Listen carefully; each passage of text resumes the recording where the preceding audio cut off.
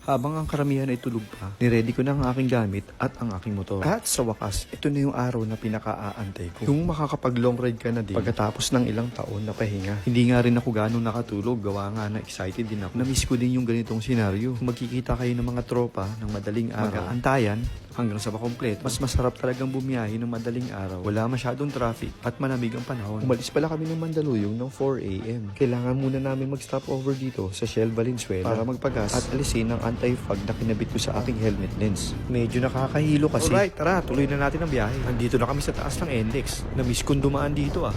Zenlo X1 na mini driving light pala ang gamit natin mga pumps. Napaka-solid nito. Na-miss ko ding masilayan ng ganitong view. Dito pala kami dumaan sa Plaridel Bypass Road. Grabe, ang laki na ng pinagbago simula nung huling daan ko dito. At ang liwanag pa. Hindi ko na iwasang humataw kaya nauna ako sa Shell sa dulo ng Bypass Road. Dito ko na inantay si Joel at si Joy. As usual, third wheel na naman ako. Medyo maliwanag na nung malapit na kami sa Arco ng Gapan. Naghahanap-hanap na din kami na pwede namin paghintuan at na makakain na din ng almusal. Napagkasunduan namin sa Jollibee sa San Leonardo. Ang sarap talagang dumaan sa ganitong klaseng daanan. Yung may mga punong malalaki. Ang laking tulong lalo na't mainit ang panahon. Eto at napagdesisyon na naming huminto at magpahinga saglit. Grabe kasi yung init. Nagganap muna kami ng pinakamalapit na 7-Eleven para makabili ng malamig na inumin. Dito na ako sa San Jose City. Nagpagas ulit. Alright, so papunta na kami nito ng Dalton Pass. Medyo nakakapanibago, wala masyadong kasabay na truck at sasakyan sa daan. Bigla nga napatanong si Joel na kung tama ba yung dinadaanan namin. Ganito pala yung magandang oras ng biyahe, wala masyadong kasabay. At eto nga, medyo nararamdaman ko na lumalamig na ang temperatura. Medyo napasarap na naman ang piga ko. At nauna na ako dito sa Dalton Pass. Pagkatapos ng ilang kilometrong twisties, kumaliwan na kami sa Nueva Vizcaya, Pangasinan. Napakaganda ng ruta na to. Pagkatapos ng ilang minuto, narating din namin ang Malico Viewpoint. Picture muna at enjoy ng magandang view.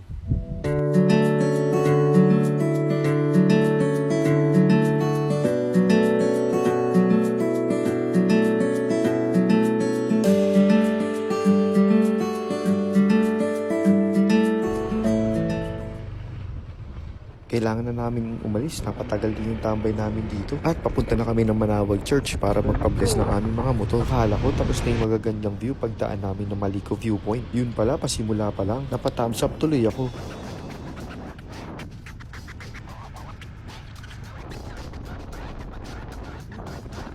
Grabe talaga, solid yung mga view at daanan dito sa Malico. Kaya ayain nyo yung mga tropa.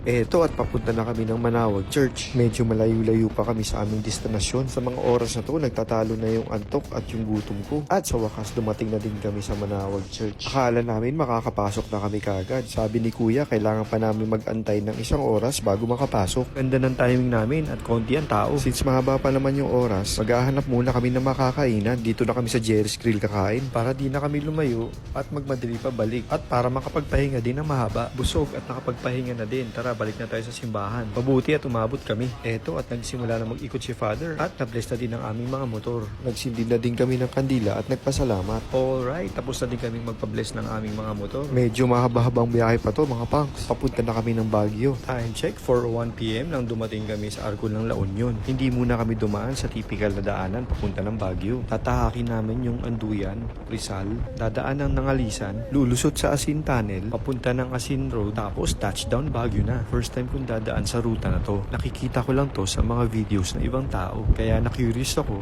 at sinubukan namin dumaan dito. Totoo nga, napakasinik ng ruta na to. At wala masyadong sasakyan na kasabayan dito. At mananawa ka din sa mga twisties. At napahinto kami saglit sa lugar na to. Kanina nga, napatanong pa kami sa lokal kung tama ba yung daan na tinatahak namin. Walang kasi kami ng signal. At ito na nga ang Asin Tunnel. Sa wakas at nakita ko din to ng personal. Sa mga pictures at videos ko lang nakikita to. Ngayon, nandito na ako.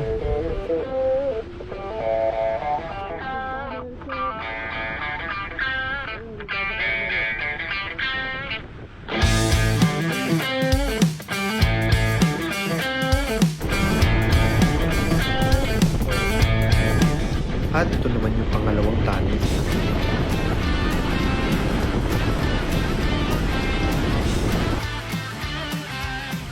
Eto, at nagsisimula na ang fog senyales. Napapalapit na kami sa Baguio. Along the way, mabubusog yung mata mo sa mga sceneries at mga mini falls.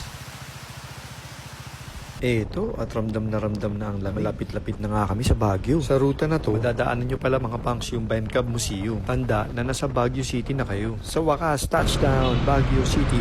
Ilang taon din ang lumipas bago ako nakabalik sa lugar na to. Siyempre, susuungin mo din ng traffic sa city. Marami yatang umakyat ngayong araw na to. Wala pa pala kaming hotel na pupuntahan. Kaya mag-iikot-ikot muna kami. At sana makahanap ng hotel na sulit. Masarap din mag-ikot-ikot dito sa Baguio ng gabi. Marami ka makikita. Nakahanap din kami ng hotel sa sobrang pagod. Hindi ko na nabidyohan. Eto, mag-iikot-ikot muna kami. Hanap ng food trip. Eto yung mga okayan. Naka-ready na. Pero hindi pa sila pwede magtinda hanggat wala pang 9 o'clock PM. Ganun din sa pagkain. Kaya hanggang tingin muna kami at tata kami ng aming sarili. Sa wakas, 9 PM na din. Siyempre, inihaw na mais muna for starters. At siyempre, hindi kumpleto ang Baguio experience nyo kung hindi kayo bibili ng strawberry flavored taho. Tara, maglakad-lakad muna tayo sa Session Road. Balak sana namin pumunta ng SM kaso mukhang di kami aabot. Kaya ang ending, nag-food trip muna kami sa Inihaws. Pagtingin namin sa orasan, medyo maaga pa pala. At bigla kami napabook ng Grab. Bigla kasi nagkaayaan na mag-relax at chill muna dito sa Baguio Craft Brewery. Napaka-solid at ang ganda ng ambience dito. At madami silang flavor ng beer na pwedeng pagpilian. Siyempre, may pa-free taste para makapili ka ng beer na swak sa yung panlasa. Oo nga pala mga pangs, dito kami nagstay sa Starwood Hotel. May katabi tong 7-Eleven kung tamang tipid ka. Dito, mag-iikot-ikot muna kami bago kami umuwi. Alright, ang ating first stop ay sa Baguio Mansion. At ang next stop natin ay ang Mines View Park. Sa oras na ito, madami-dawi na ring turista ang nandito. At syempre, ang pinaka-importante sa lahat, kailangan muna namin kumain bago kami bumiyahe pa uwi. Syempre, dito na kami kumain kay Mang Ed, panalo dito. Eto, tuloy na ang biyahe namin pa uwi. Kailangan muna namin dumaan sa sikat na Lion's Head. Kalmado lang naman ang biyahe pa baba. May kaunting rough road madadaanan pero manageable ito at maiksi lang din naman. At ito nga pala yung bagong gawang tunnel. Konti na lang at malapit na din matapos. Kahit papano, gagaan na din ang daloy ng traffic dito pag natapos to.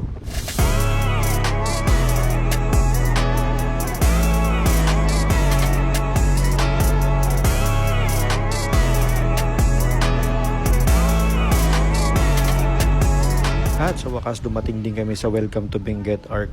Picture-picture muna. Sa may Petron Rosario na ako nagpagas ulit. Ito at nasa Nueva Ecija na kami ulit. Papasok kami na Silly Legs. Nung una, nagdalawang isip pa kami kung papasok, baka bawal. Pero may tropa tayo na salubong at sumenyas na all goods daw. Dito kami sa bandang Aliaga pumasok para mapabilis ang biyahe namin papunta ng Cabanatuan. Sana magtuloy-tuloy lang to kasi malaking tulong to para mapabilis yung mga biyahe. Lalo na sa mga small bikes. So, paano mga pangs? Sa susunod na ride ulit. Ride safe!